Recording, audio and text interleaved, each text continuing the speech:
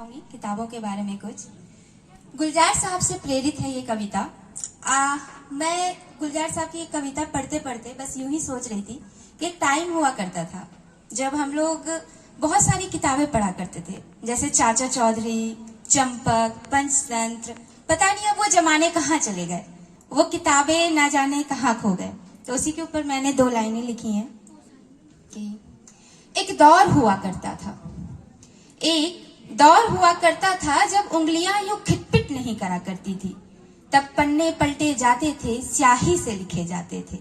एक दौर हुआ करता था जब किताब पढ़े जाते थे, जब किताब पढ़े जाते थे।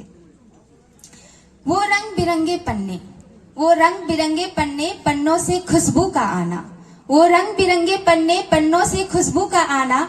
ये कीबोर्ड वाले क्या समझेंगे किताबों का वो जमाना। किताबें महज किताबें नहीं हुआ करती थी, किताबें महज किताबें नहीं हुआ करती थी, किसी की कहानी हुआ करती थी, किसी की संगी किसी की मोहब्बत, किसी की संगी किसी की मोहब्बत, तो किसी की मोहब्बत का जरिया हुआ करती थी।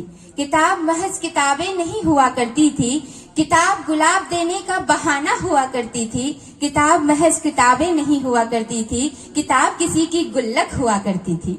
याद है ना वो जमाना जब हम पैसे अपनी किताबों में छुपा के रखा करते थे। तो किताब महज किताबें नहीं, किसी की गुल्लक हुआ करती थी। ये किताबें महज किताबें नहीं, पूरी दुनिया हुआ करती थी। कंप्यूटर के इन पर्दों पर, कंप्यूटर के इन पर्दों पर ना जाने कैसे वक्त निकल जाता है, किरदार बदल जाते हैं, दिन ढल जाता है, सब धूल बन जाते हैं। शब्दों की आहट से, शब्दों की आहट से धीमे धीमे जज्बातों का आना, जहन में रह जाना, कहानियों का जिंदा हो जाना। शब्दों की आहट से धीरे धीरे जज्बातों का आना, जहन में रह जाना, कहानियों का जिंदा हो जाना। ये कीबोर्ड वाले क्या समझेंगे किताबों का वो जमाना, किताबों का वो जमाना। और अंत में मैं इसे विराम दूंगी गुलजार साहब की कुछ पंक्तियों के साथ की वो सारा इल्म तो मिलता रहेगा आइंदा भी, वो सारा इल्म तो मिलता रहेगा आइंदा भी, मगर वो जो किताबों में मिला करते थे सूखे हुए फूल, मगर वो जो किताबों में मिला करते थे सूखे हुए फूल और महके हुए रुपए, किताबें गिरने, मांगने, उठाने के बहाने जो रिश्ते बना करते थे, अब उनका क्या होगा।